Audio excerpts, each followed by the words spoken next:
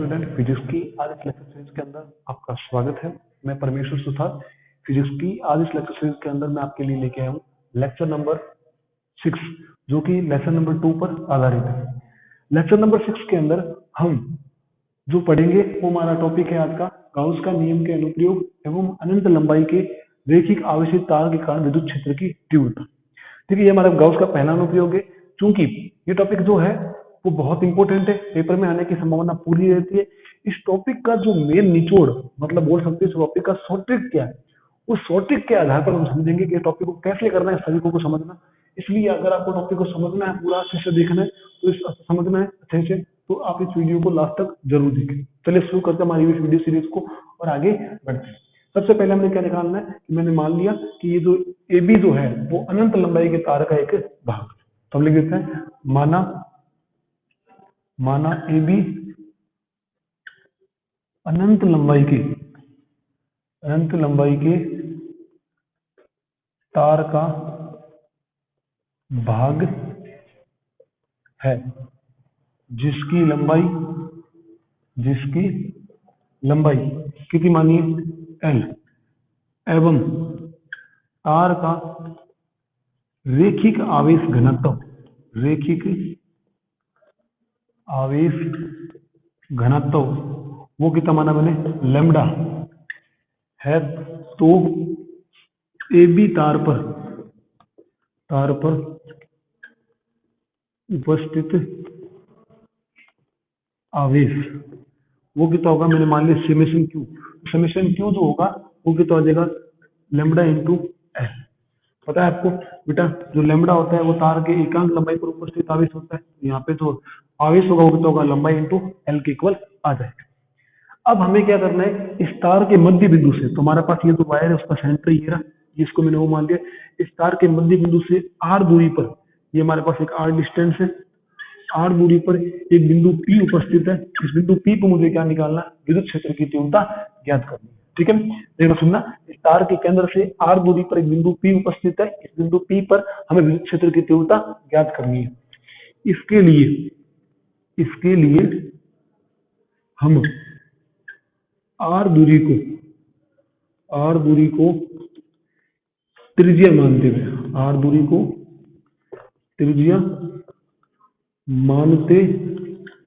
हुए वह A B लंबाई को अक्ष मानते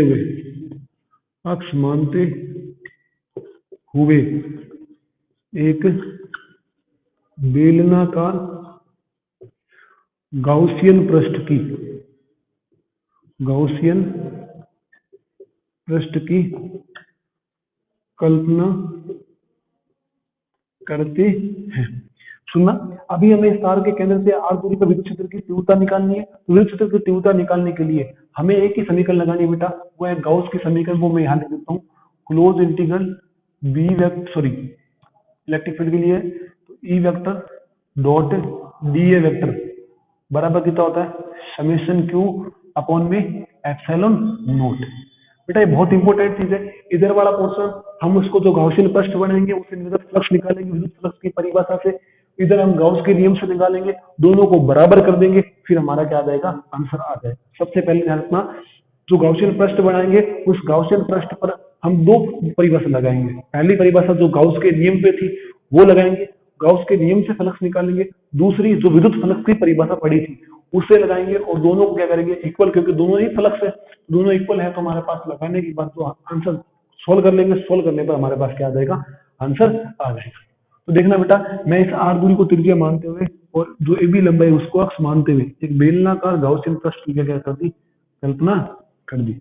ये मेरे पास एक बेलनाकार गाउसियन पृष्ठ है।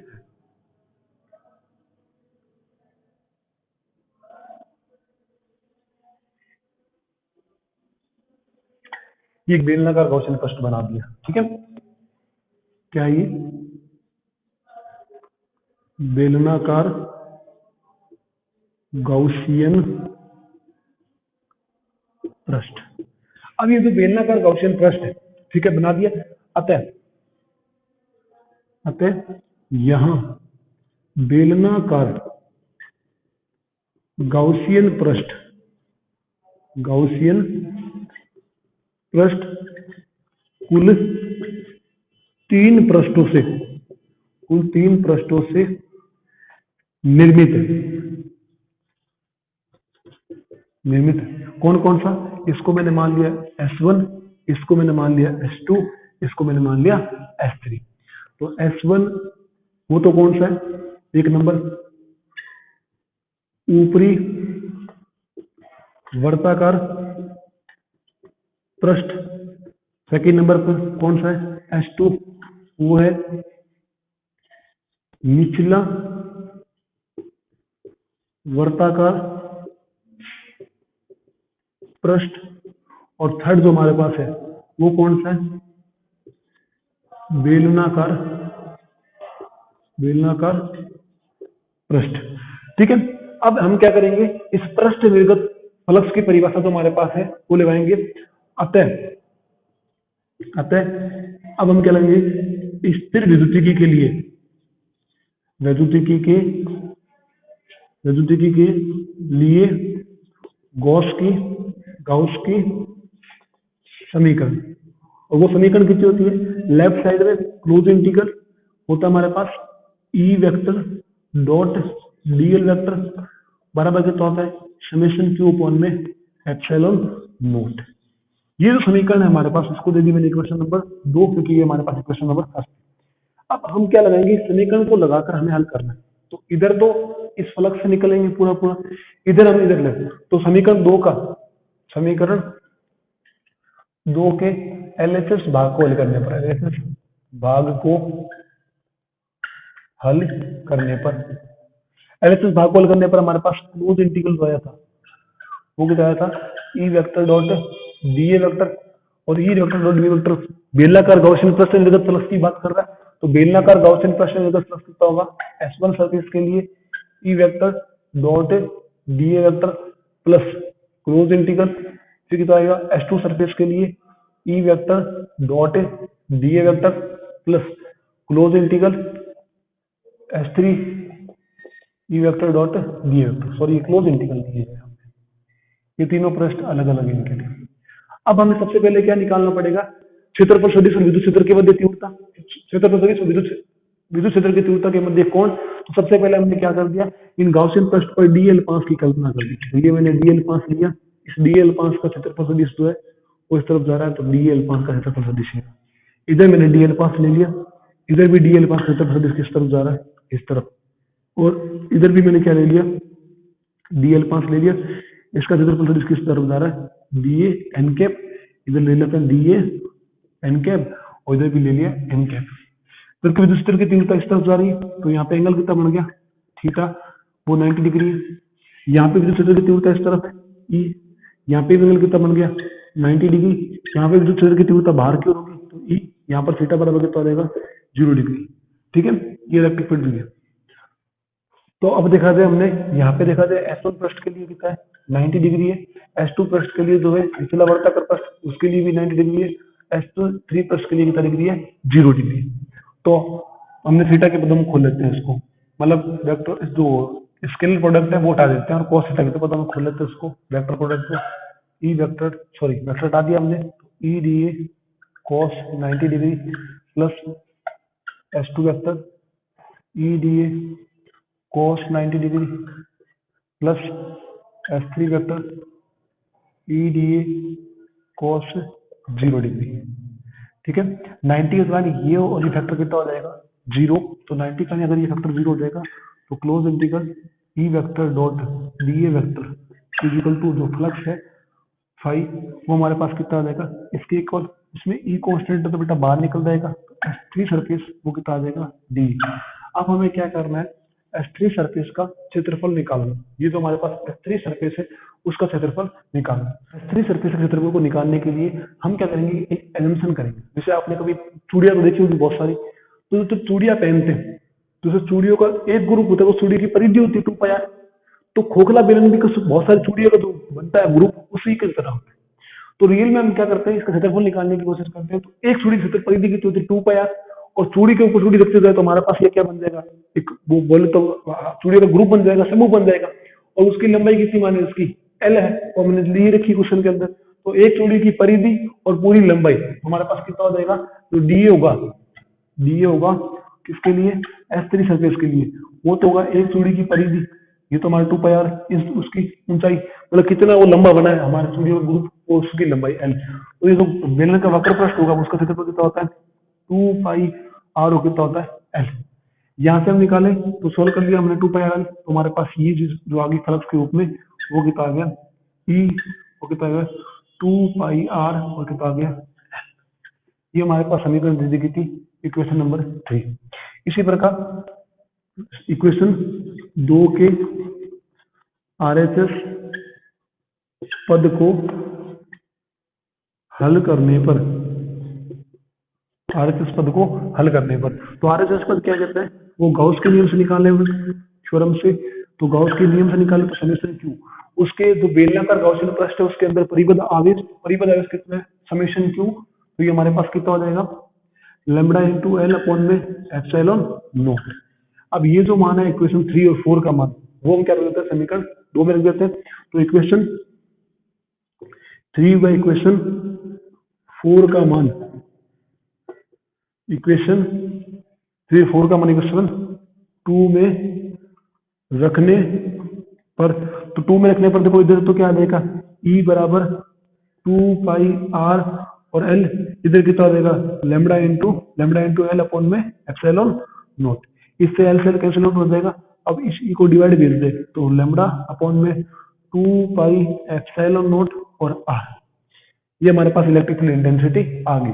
बट इस फॉर्मूले को मैं के पदों में लाना चाहता हूँ, तो के पदों में लाने के लिए मैं क्या करता हूँ 2 से गुणा कर देता हूँ, 2 से भाग दे देता हूँ, तो कितना आ जाएगा 4 पाई एप्सिलॉन नॉट, और ये कितना आ जाएगा आर, और 4 पाई एप्सिलॉन नॉट 1 अपॉन में आए तो उसका आप क्या मान होता है के, तो कितना आ जाएगा 2 के लैम्बडा अपॉन में आर, तो जो तार की इंटेंसिटी होगी वो कितना आएगा 2 के लैम्बडा अपॉन में आर, ये हमारे पास तार की का। अब अगर इसको सदिश रूप में व्यक्त करें तो सदिश रूप में व्यक्त करने पर, सदिश रूप में व्यक्त करने पर ई कितना आ जाएगा हमारे पास, ई जो होगा वो आ जाएगा ई वेक्टर, वो 2 के लैम्बडा अपॉन में आर, ये तो इसका परिमाण हो गया। अब बात करते हैं इसकी दिशा की, तो देखो बेटा इस तार की दिशा जो बिंदु पी पर निकाली, बिंदु पी पर इसकी तीव्रता दिशा किस तरफ है, इस तरफ। अब बात करते हैं कि सर क्या इसके कारण भी तीव्रता, मतलब इसके मैंने यहाँ से ले लिया एक्स दूरी पर एक अल्पास ले लिया, उधर से भी मैंने क्या कर दिया एक्स दूरी से एक अल्पास ले लिया, तो क्या सर इस अल्पास के कारण भी तीव्रता इधर आएगी क्या, तो उसके बारे में भी चर्चा कर लेते हैं। तो देखो बेटा अल्पास के कारण तीव्रता हमने मानी कि इधर से निकलने वाली कितनी है डी, इधर से निकलने वाली कितनी है डी, तो डी का इधर वाला जाए तो डीवी के कारण इधर से जाएगी, वो तो इधर है, ये एंगल थीटा माना, तो इसके कारण तीव्रता निकालो, ये लो ये भी एंगल कितना है थीटा, ठीक है। मैं इधर थोड़ा मिटा रहा हूँ, इसके कारण तीव्रता तो अल्पास है क्योंकि ये भी पॉजिटिव चार्ज है और ये भी पॉजिटिव चार्ज युक्त है, तो इसके कारण तीव्रता जो जाएगी तो ये क्या हो जाएगा डी ई 1 मान लेते हैं, इसको मैंने 1 मान लिया, इसको मैंने कितना मान लिया 2, तो डी ई 2। अब घटकों में तोड़े तो बेटा इसका घटक ये कौन सा देगा डी ई 2 कॉस थीटा, इधर ये थीटा घटक है और ये भी थीटा हो जाएगा, तो ये कितना देगा डी ई 1 कॉस थीटा, और इधर वाला घटक कितना देगा डी ई 2 साइन थीटा, इधर वाला घटक कितना देगा डी ई 1 साइन थीटा। तो बेटा परिमाण बराबर है क्योंकि डिस्टेंस सेम है, चार्ज भी इसके ऊपर क्या है सेम, तो डिस्टेंस और चार्ज सेम है, इसका मतलब परिमाण समान है, अतः साइन थीटा वाला घटक तो क्या कर देंगे एक दूसरे को नियस्त कर देंगे, और परिणामी तीव्रता किसके कारण आएंगे cos थीटा वाले घटक। तो बेटा देख लो इसमें कि यहाँ पे इन सभी घटकों के कारण चाहे कितना भी कंपोनेंट ले लेना, जितने कंपोनेंट ऊपर के कारण आएंगे उतने कंपोनेंट नीचे के कारण आएंगे, और दोनों के कारण रिजल्टेंट कितना आएगा, जो साइन वाला घटक नियस्त कर देंगे तो आएगा किसका cos थीटा वाला घटक, और cos वाला घटक किस तरफ है इस तरफ है या नहीं है, इसका मतलब वो आर कैप की तरफ है। तो सदिश रूप में जब हम इसको व्यक्त करेंगे तो हमारे पास व्यक्त करने पर ये कितना आ जाएगा आर कैप आ जाएगा, ठीक है। इसके बाद हम पढ़ेंगे तीव्रता और दूरी के मध्य ग्राफ, तो पहले हम देख लेते हैं ई व आर के मध्य ग्राफ, ई व आर के मध्य ग्राफ देखा जाए तो यहाँ पे हमारे पास क्या है ई, और यहाँ पे क्या है आर। तो देखो बेटा ई जो है इसमें वो कितना है ई आर के व्युत्क्रमानुपाती है, तो अगर ई आर के व्युत्क्रमानुपाती तो ये रहा। अब देखा जाए इसको दूसरे पदों में लिखे तो हमारे पास ये तो ए नंबर दे देते हैं, इसको दे दिया मैंने बी नंबर, तो मैं कह सकता हूँ ई 1/r के क्या है, समानुपाती। तो ई 1/r का जरा समझिए तो किस तरफ आएगा, समानुपाती, क्योंकि ई जो है वो 1/r के क्या है, समानुपाती। इसके बाद सी ग्राफ देखा जाए वो हमने किस में बनाना है, ई व लैम्बडा में। तो ई लैम्बडा में ग्राफ, क्योंकि ई जो है वो लैम्बडा के क्या समानुपाती। ये 3 ग्राफ इसके अंदर आते हैं। इसके बाद अगर माध्यम निर्वात नहीं हो तो के का जो मान होता है वो पता ही आपको कितना होता है, 1/4 पाई एप्सिलॉन। इस चीज के बारे में भी आता है। ये हमारा टॉपिक समाप्त हो गया। जो गाउस के नियम का सेकंड एप्लीकेशन है उसके बारे में हम चलते हैं आगे। देखो गाउस के नियम का जो सेकंड एप्लीकेशन है वो क्या कह रहा है, परिमित समरूप आवेशित अचालक परत के कारण विद्युत क्षेत्र की तीव्रता। ठीक है, तो देखो हमने माना कि अपरिमित समरूप आवेशित अचालक परत के कारण तीव्रता निकालनी। ठीक है, तो हमने मान लिया, क्या माना बेटा, ये हमारे पास एक ए बी सी डी जो है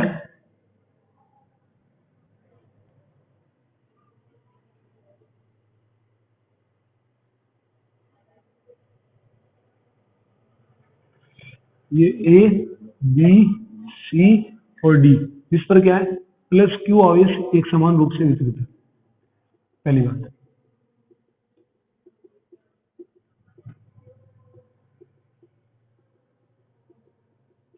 सुना, ये मैंने माना कि माना एबीसीडी जो है वो अपरिमित समरूप आवेशित एक अचालक परत का भाग है। तो हमने क्या माना, ए बी सी डी एक अपरिमित अपरिमित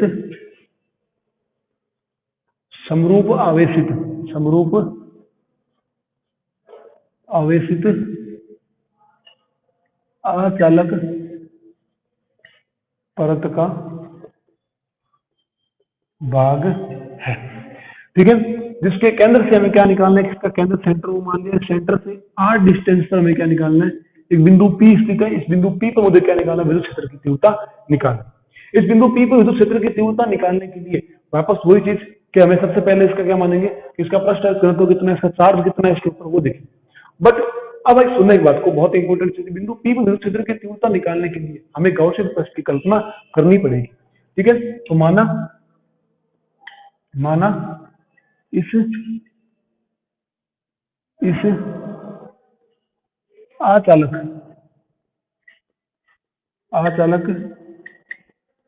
पृष्ठ का पृष्ठ आवेश घनत्व वो कितना है, इसका सिग्मा।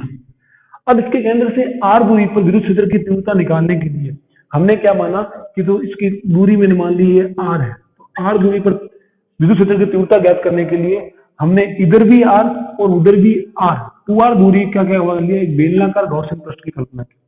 इधर भी कितनी ली मैंने, r, और एक बेलनाकार गॉसियन पृष्ठ की कल्पना की। ये यहाँ पे दिख रहा है बेलनाकार गॉसियन पृष्ठ।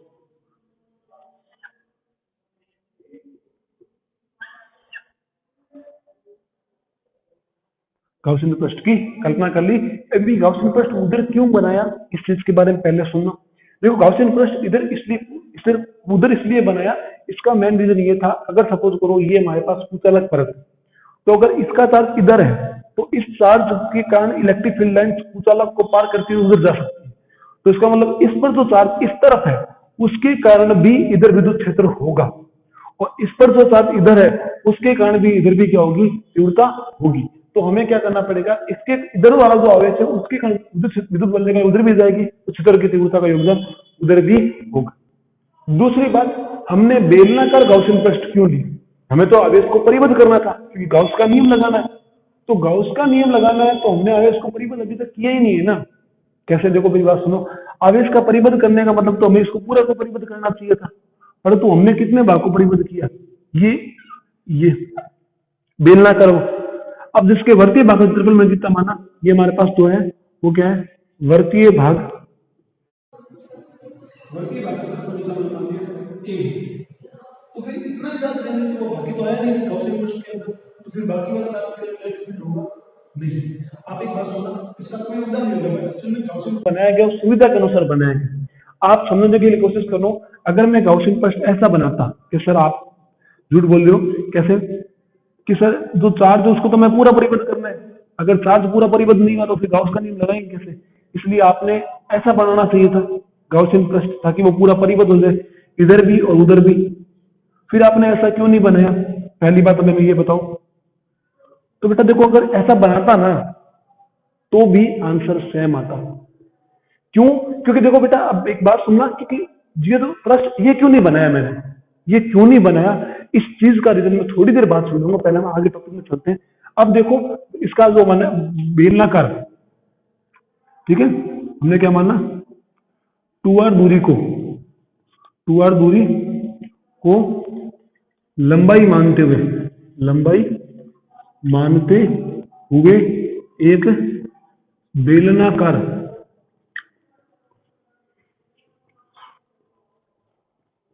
गाउसियन पृष्ठ की कल्पना की, कल्पना की, जिसके जिसके वृत्तीय भाग का क्षेत्रफल, वृत्तीय भाग का क्षेत्रफल ए।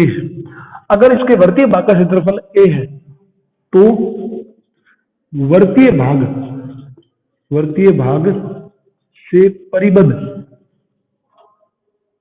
परिबद्ध कुल आवेश वो कितना है, समेशन क्यू, वो हो जाएगा सिग्मा इंटू ए। देखो, हमने गाउसियन प्रश्न जो बनाया उसमें भी आवेश इसके अंदर वाला ही लिया है। एक बार के लिए मैं इसको डार्क कर देता हूं। देखो, ये वाला चार्ज ही लिया गया, कोई बाहर वाला चार्ज नहीं लिया गया, ठीक है। जो अंदर चार्ज था वो ही लिया गया पूरा चार्ज, कोई दिक्कत नहीं। अब ये जो गाउसियन पृष्ठ है वो कुल 3 भागों से मिलकर बना गया, ठीक है। तो क्या रखेंगे, उपरोक्त उपरोक्त गाउसियन पृष्ठ कुल 3 भागों से मिलकर बना है। कौन कौन सा बना है, इधर तो कौन सा, लेफ्ट साइड, तो लेफ्ट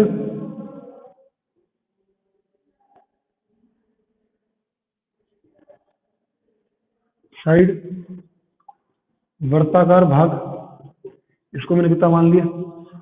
अब राइट साइड वर्ताकार भाग, ये जो है S2, और थर्ड जो हमारे पास है वो है बेलनाकार भाग, ये मैंने मान लिया S3। तो हमारे पास ये जो भाग था वो मैंने मान लिया S1 है। ये जो भाग है इस बिंदु P पे मेरे फिर निकाल ली, बिंदु P में बाहर बना देता हूं के लिए, ये S2, ठीक है। और ये जो पार्ट है वो कौन सा है, S3, ठीक है। अब हम क्या लगाएंगे, अतः अतः स्थिर विद्युतिकी के लिए, स्थिर विद्युतिकी के लिए गाउस की समीकरण वो कितनी होती है, close integral E vector dot D A vector बराबर कितना होता है, समेशन क्यू अपॉन में एप्सिलॉन नॉट। इक्वेशन दे दी इसको सेकंड, ठीक है। अब देखो, हम इक्वेशन सेकंड के एलएचएस भाग को हल करने पर,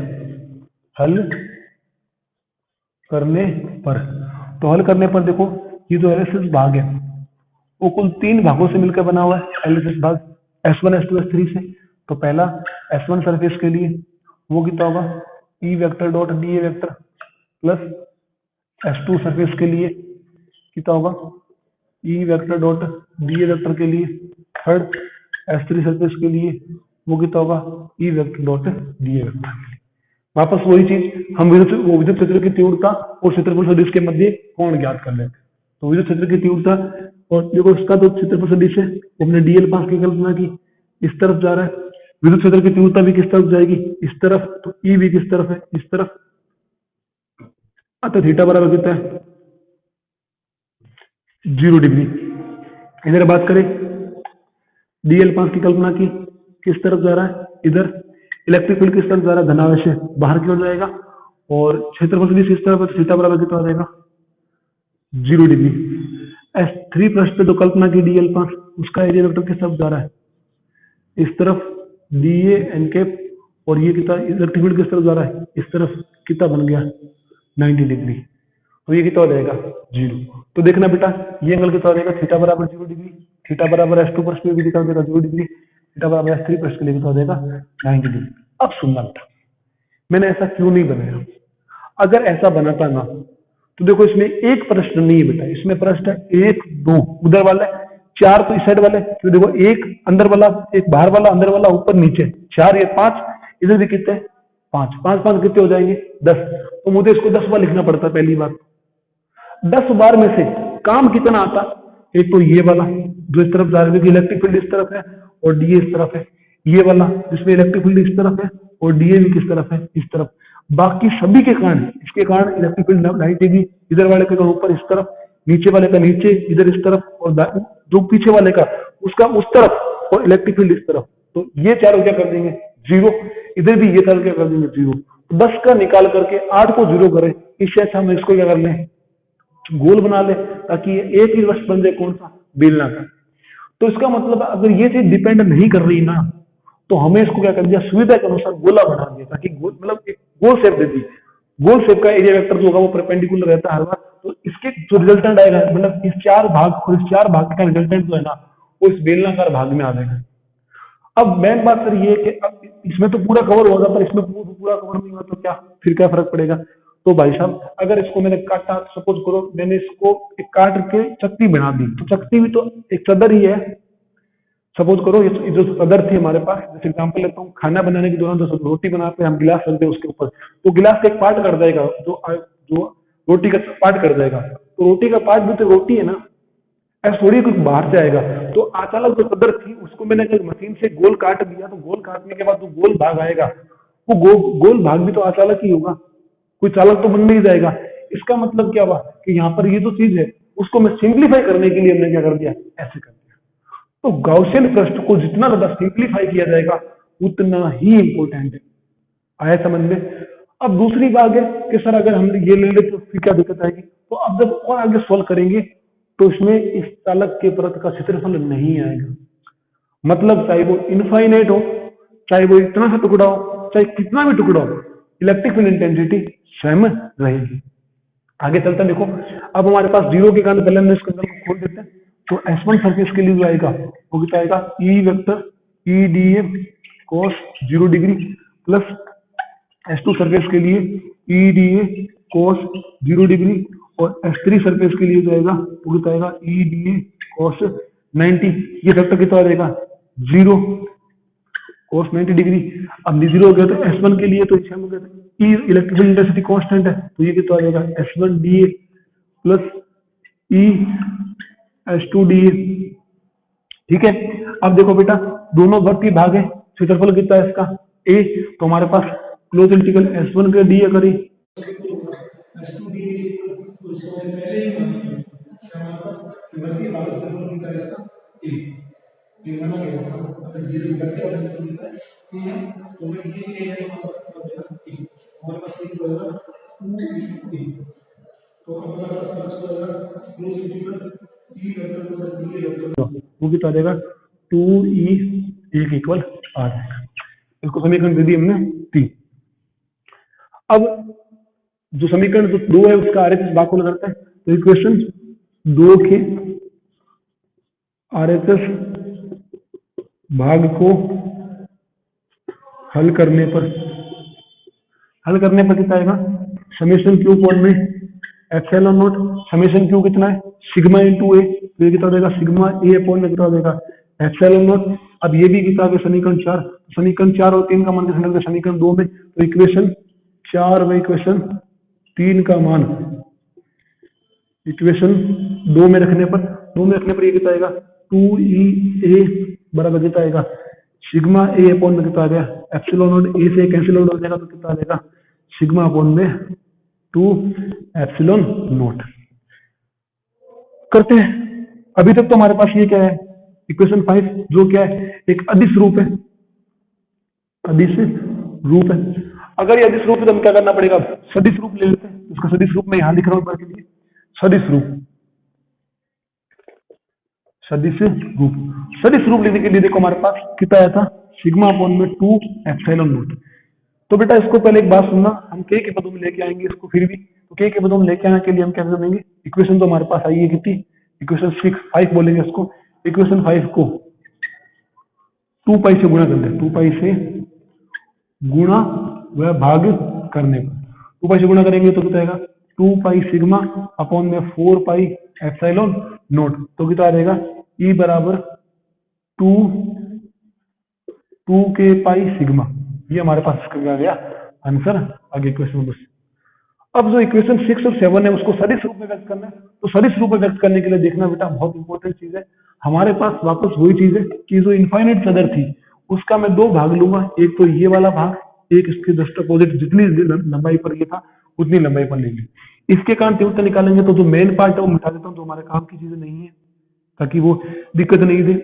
इसके कारण जो तीव्रता इस तरफ जाएगी तो इधर ये वाला बैठा देता है, ठीक है, जा रहा है इस तरफ, वो कितना है D1। इसी प्रकार जो इसके कारण जा रहा है इलेक्ट्रिक फील्ड इंटेंसिटी वो भी किस तरफ जा रही है, इस तरफ, ये कितना है D2। अब ये इस तरफ जा रहा है तो ये एंगल थीटा, तो ये भी कितना देगा थीटा, थीटा तो ये भी कितना देगा थीटा, तो कितना देगा DE1 cos theta, DE2 cos theta. यहां से देखा जाए एक ऊपर की ओर जा रहा है तो कितना देगा DE1 sin थीटा, इधर नीचे जा रहा है तो कितना होगा DE2 sin थीटा। ठीक है, तो बेटा साफ स्पष्ट हो रहा है कि ये दोनों अल्पांश है में डिस्टेंस इसकी समान है, तो इलेक्ट्रिक फील्ड इंटेंसिटी का परिमाण भी क्या होगा समान। तो अगर इलेक्ट्रिक फील्ड इंटेंसिटी का परिमाण समान है तो घटकों में वियोजित करने पर देख रहा है एक साइन थीटा वाले घटक तो क्या कर दे वियोजित कर देंगे, परिणामी तीव्रता किस तरफ है कोस थीटा वाले घटक के कारण। इसका मतलब क्या हुआ, हमने इस गाउसियन पृष्ठ के बाहर लिया, अगर गाउसियन पृष्ठ के अंदर जितने भी शक्ति के भाग है उस शक्ति के कारण सेंटर पे जो इंटेंसिटी है ना वो किस तरफ जाएगी, शक्ति के बाहर जाएगी। तो यहाँ पे हमारे पास जो दिशा है उसको मैं किस तरफ मानूंगा, मान लेते हैं एन कैप। तो यहाँ पे हमारे पास दिशा जो हमारे पास फॉर्मूला बना, फॉर्मूला वेक्टर की फॉर्म में बना, वो ई वेक्टर बराबर कितना हो जाएगा sigma upon 2 epsilon not an cap या 2 के पाई सिग्मा एन कैप। ये लो, जहां एन कैप क्या है, जहां एन कैप जो है वो है पृष्ठ के लंबवत, पृष्ठ के लंबवत इकाई सदिश, पृष्ठ के लंबवत इकाई सदिश। ठीक है, क्या करेंगे, तो हमारे पास सूत्र आया था इलेक्ट्रिक फील्ड इंटेंसिटी का अदिश निरूपण में, वो कितना आया था सिग्मा अपॉन में 2 एप्सिलॉन नॉट, या इसको बोला था 2 पाई के सिग्मा। अब हम क्या बनेंगे, तीव्रता के विभिन्न ग्राफ, विभिन्न ग्राफ। पहला है ई व आर के मध्य ग्राफ।